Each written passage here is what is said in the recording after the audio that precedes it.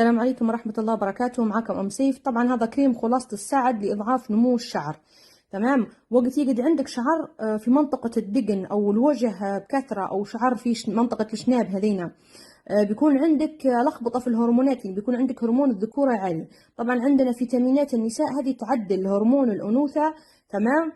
وتنقص من هرمون الذكورة، يعني تقدر تستعملين مع بعض، تاخذي فيتامينات النساء عن طريق الفم ودهن بخلاصة الساعد مرة أو مرتين في اليوم.